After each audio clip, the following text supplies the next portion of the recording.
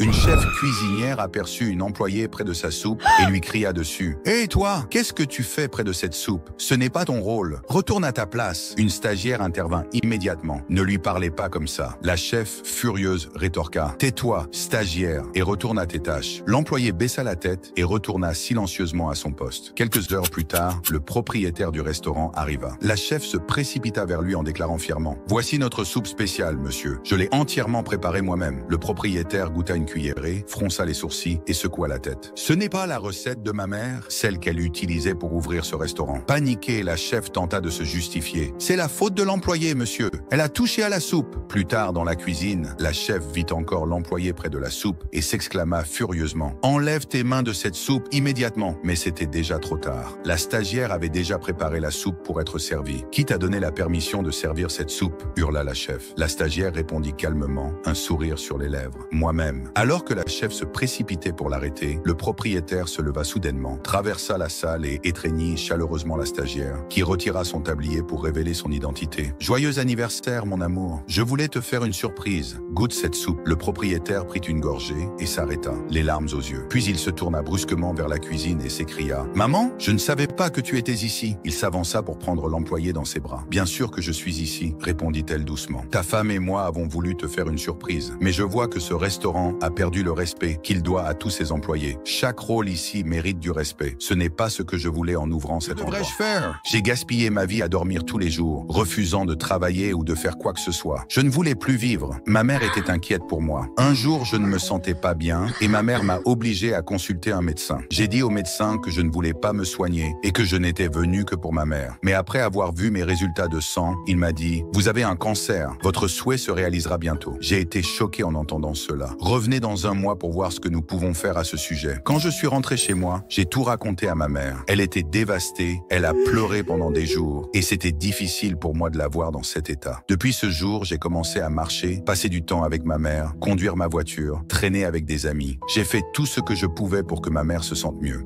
Un mois plus tard, je suis allé voir le médecin. « Comment vous sentez-vous » m'a-t-il demandé. « Je me sens comme si je n'étais pas malade. J'ai aimé tout ce que j'ai fait le mois dernier. » Le médecin s'est levé et a dit « Vous n'avez pas de cancer. Je vous ai menti car vous ne comprenez l'importance de chaque jour que lorsque vous êtes menacé de ne plus jamais en avoir. Si vous êtes d'accord avec le médecin, abonnez-vous. » Il emmena son vieux père dans un restaurant pour dîner. Le père, étant très âgé et faible, laissa tomber de la nourriture sur sa chemise et son pantalon en mangeant. Les personnes présentes dans le restaurant le regardèrent avec dégoût, tandis que le fils restait calme. Après avoir terminé son repas, le fils, qui n'était pas du tout gêné, emmena tranquillement son père aux toilettes. Il essuya les morceaux de nourriture, nettoya les taches et peigna les cheveux de son père. Lorsqu'ils sortirent, tout le restaurant les regardait en silence, incapable de comprendre comment quelqu'un pouvait s'embarrasser publiquement de cette manière. Le fils régla l'addition et commença à sortir avec son père. À ce moment-là, un vieil homme parmi les clients l'interpella et lui demanda « Ne pensez-vous pas avoir oublié quelque chose ?» Le fils répondit « Non, monsieur, je n'ai rien oublié. » Le vieil homme répondit alors « Si, vous avez laissé une leçon pour chaque fils et un espoir pour chaque père. » Un jour, un garçon demanda à un homme sage et riche le secret du succès.